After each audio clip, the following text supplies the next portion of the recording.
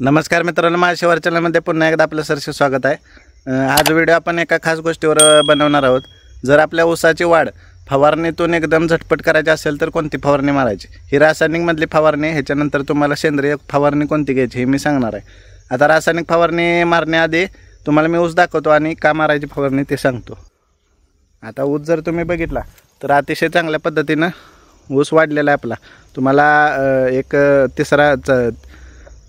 चौथा महिना पूर्ण झाला की मी तुम्हाला सांगेन, फरक दाखवेन तिसऱ्या महिन्यातल्या चौथ्या ऊसातनं। आता हे जे पानाची अजून रुंदी आणि लांबी वाढली पाहिजे त्यासाठी आपण ही फवारणी मारणार आहोत आणि कांडी आपली जाड आणि रुंद सुटावी यासाठी आपण फवारणी मारणार आहोत। तर आता मित्रांनो, ही फवारणी काय घ्यायची हे मी तुम्हाला सांगणार आहे। एकदम छोटा व्हिडिओ करायचा आहे पण आपण चांगल्या पद्धतीने हा व्हिडिओ दाखवणार आहोत। आता तुम्हाला औषध दाखवतो आणि त्याचं प्रमाण सांगतो। आता हे जर तुम्ही बघितलं असेल, हा सेटअप आहे औषधाचा आपल्या। जास्त नाही, 700 रुपयात आपलं 3 पंपाचं औषध झालेलं आहे। म्हणजे जवळजवळ 15 गुंठ्याचं औषध आहे। आता हे 19 आहे, हे 300 ग्रॅम आहे 100 ग्रॅम प्रति पंपाला। हे हमला आहे 100 ml 3 पंपाला। हे एस्कोजिवचं दयालचं आहे, एस्कोजिनचं। तर हे काय आहे, हे टॉनिक म्हणून काम करतं, पानाची लांबी रुंदी आणि काळोखी मेंटेन करण्याचं काम करतं। आता हे देशी दारू कशासाठी घेतले तुम्हाला माहीत असेल, तर हे जिब्रॅलिक ॲसिड जे आहे GA हे विरघळण्यासाठी देशी दारू आपण वापरणार आहे।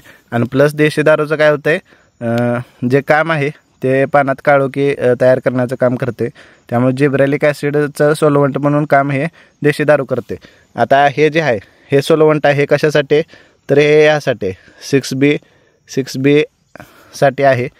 तर हे सगळ्या औषधाचा आपण डोस हा फवारण्यासाठी काढलेला आहे। तर ही फवारणी तुम्हाला कशी वाटते ती सांगा आणि याचा रिझल्ट तुम्हाला मी एक 10 ते 15 दिवसांनी दाखवणार आहोत।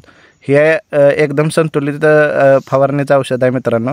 ह्याचा वापर 100% करा, तुम्हाला 100% रिझल्ट जाणवेल। तर मित्रांनो, अशा पद्धतीने हे औषध जर तुम्ही मारलं तर तुम्हाला 1 नंबर रिझल्ट आल्याशिवाय राहणार नाही। दुसरी गोष्ट, हमला का मारायचं, आपल्या पिकावर रोग नाही पण काय झाले, वातावरणानं करपा रोग बऱ्याच पिकावर यायला आला आहे। लागणीवर बघितलं तुम्ही, हे बघा करपा तुम्हाला आल्यासारखा जाणवेल। पान आता पिवळे पडून करपा यायला लागला आहे बघा त्याच्यावर, आहे का। तर हा येऊ नये किंवा इतर कोणते रोग पिकाला आपल्या लागू नये म्हणून पहिल्यांदा, आता ही आपली पहिलीच फवारणी मित्रांनो विशेष म्हणजे, आणि पहिल्या फवारणीतच आपण हे कीटकनाशक प्लस देशी दारू GA 6BA हे सगळं आता रेग्युलर झाले, तुम्हाला माहीत आहे।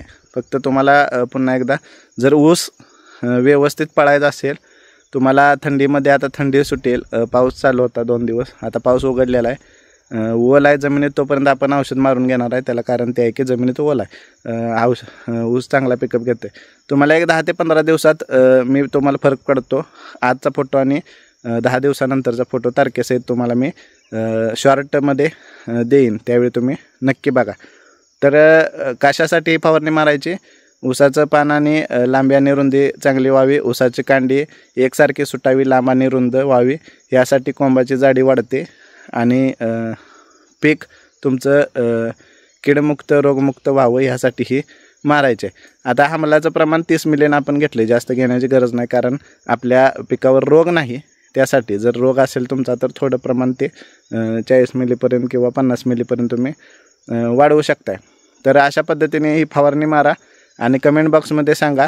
आता हा घेतला तर हे बघा, ऊस बघितला तर काळा कुट्ट ऊस आहे, 1 नंबर ऊस आहे। मला अजूनसुद्धा फवारण्याची गरज वाटत नव्हती, पण अजून आपण एक सुद्धा फवारणी या पिकावर मारली नाही। तुम्ही माझे पहिल्यापासून जर व्हिडिओ बघितले तर या पिकावर आज ही पहिलीच फवारणी आहे। आता का मारतोय त्याला कारण मी तुम्हाला सांगितलं की यासाठी मारतोय। ही पहिलीच फवारणी आणि पहिलीच फवारणीमध्ये आपण चांगला रिझल्ट देण्याचा प्रयत्न करूया आणि सर्व शेतकऱ्यांपर्यंत ही माहिती पोचवा आणि चॅनल सर्व शेतकऱ्यांपर्यंत पोचवा, कारण आपण शेतकऱ्याच्या हिताचंच काम करत आहे। कमी खर्चात जास्त उत्पादन काढण्याची आपली सवय लागावी यासाठी आपण काम करत आहे। तर अशा पद्धतीने व्हिडिओ सर्व शेतकऱ्यांपर्यंत पोचवा ही कळकळीची विनंती आहे आणि असंच प्रेम भविष्यातसुद्धा माझ्या पाठीशी राहू दे ही सुद्धा कळकळीची विनंती आहे। तोपर्यंत आपण थांबूया आणि नवीन व्हिडिओमध्ये नवीन माहितीसाठी पुन्हा भेटूया। तर आज परत इथंच थांबूया, धन्यवाद।